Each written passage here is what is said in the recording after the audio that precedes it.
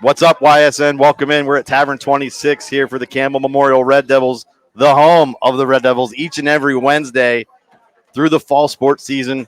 We're here once again with Coach King in another Coach's Corner. Coach, how we doing? We made it to week 6. Living it, man. Living it. The sun's shining. We got shorts on and short sleeves. Can't complain. How do you look back on the first half of the season so far this year? You look back and see the fight of the kids and how they've grown over the course of this year, and some of those young guys who've been there, for the last 3 years being here. And I can't be prouder of the guys on their fight, their swagger, their poise at times, and the wins aren't there just yet, but I'm pretty happy with how we've been playing. Absolutely. Now, last week, first time hitting the road this season. Explain that experience with these kids. I know you were looking forward to it. You talked to Steve last week about the bus ride and the music on the bus. Did it live up to that expectation? Also, how about the jitters? Was there any jitters hitting the road for the first time? It is. It's nice because when you get there, everybody's getting settled in. It's a new place. They kind of know where they're going. They kind of don't. You're getting all the water and all the equipment off the bus for the first time. And, you just sit back, and I kind of sat on the bench on the sideline and just kind of took it all in and as they were moving around. And it lived up to its expectation. And I think starting off that game, it kind of helped us because we were more focused in and solid at the beginning of that game. Was there any distractions leading up to the game, making sure they didn't forget something as they're trying to leave? I know that wears on a coach all the time. Like, hey, let's grab something, because somebody's going to forget something. Yeah. We had a bus issue. So actually, we I don't want to mention that, but we had a bus issue where we left like half hour later than what we wanted to. So it was definitely a distraction, but our kids were so resilient with it, they didn't even notice it. So let's get into that first game. You're going down to take on Crestview. Each team's looking for their first win. Was your team pretty confident in themselves as they got off the bus that, hey, look, this is a team that we can get. We're confident right now on the road. You come out and you give up that first score early.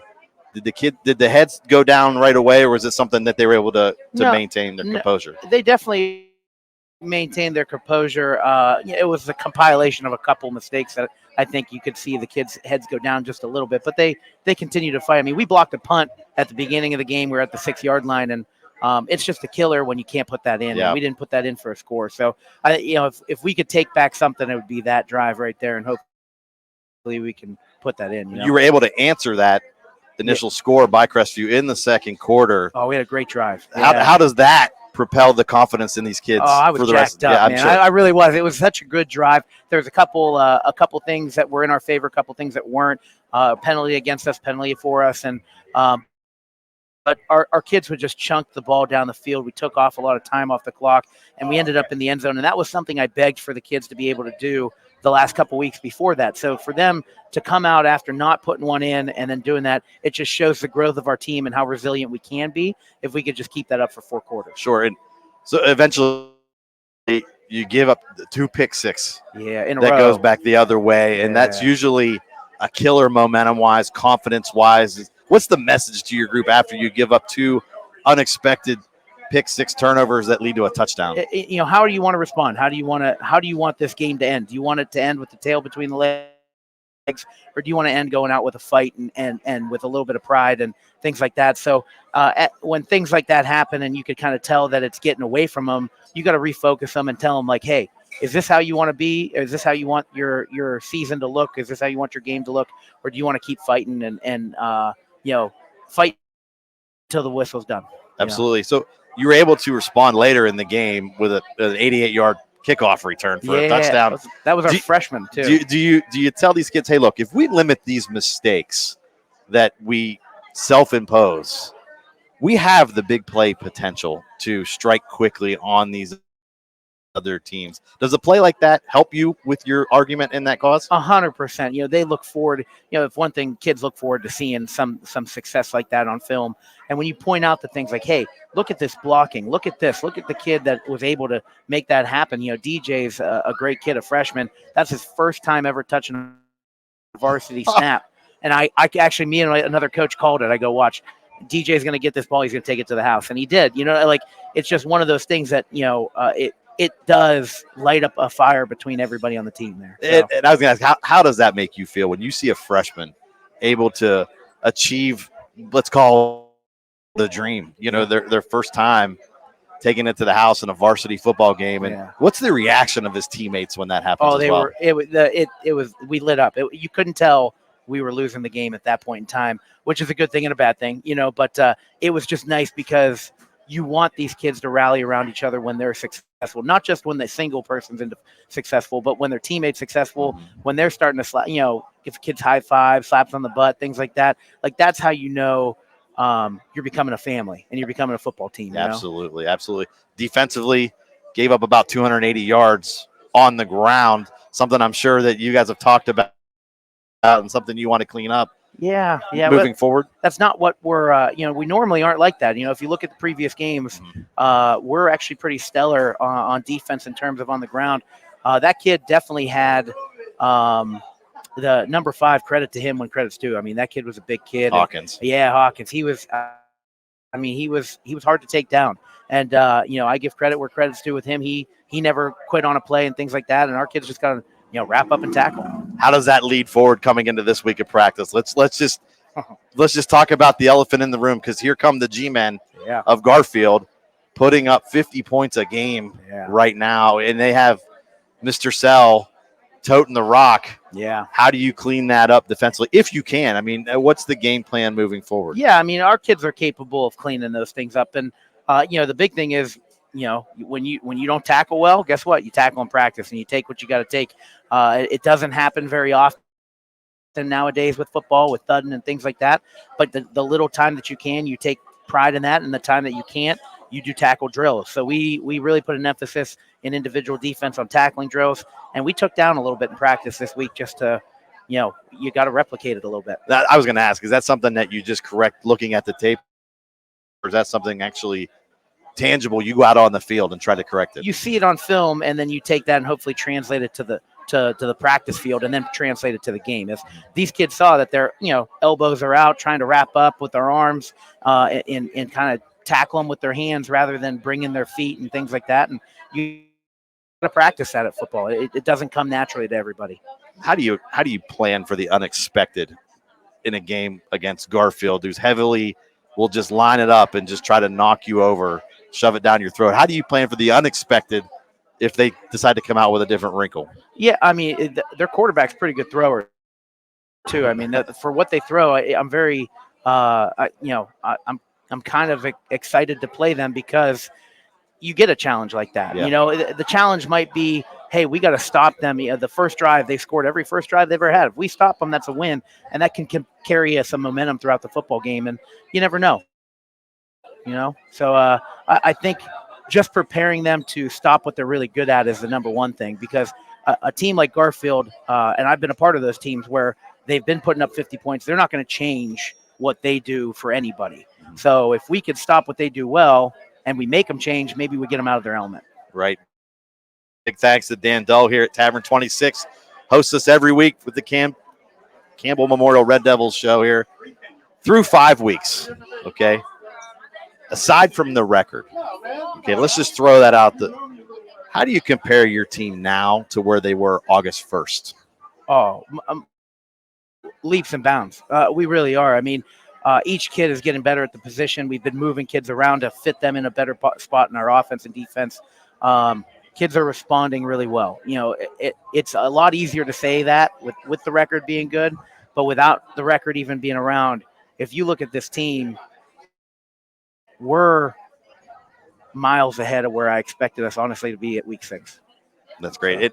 Do your goals change as the season moves on ever? Do you look back and say, that really wasn't an achievable goal? Sure, I threw it out there, see if it stuck to the wall at the beginning of the season, but is that something you ever look at as maybe changing your goals halfway through the year? Yeah, you definitely don't lower your expectations for anything, but Sure. You can definitely change your goals.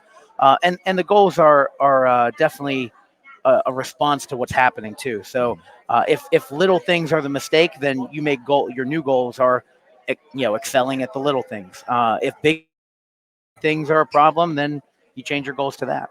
How do you keep morale up with a team that has hit the skids a little bit on their schedule, have come on the short end of the stick 4 times in a row? How do you keep the kids feeling positive? I pride myself on making a program where it's fun to be around. It's a family atmosphere.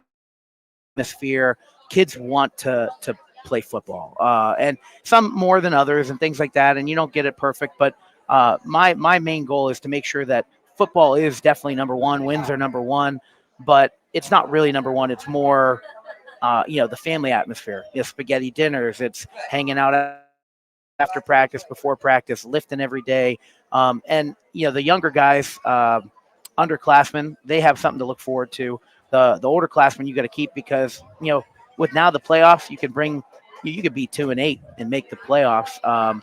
Depending on your schedule and things like that. So until the end of the year, you hopefully keep that morale up to have an 11th week. That's why I was going to parlay that question in with the added playoffs.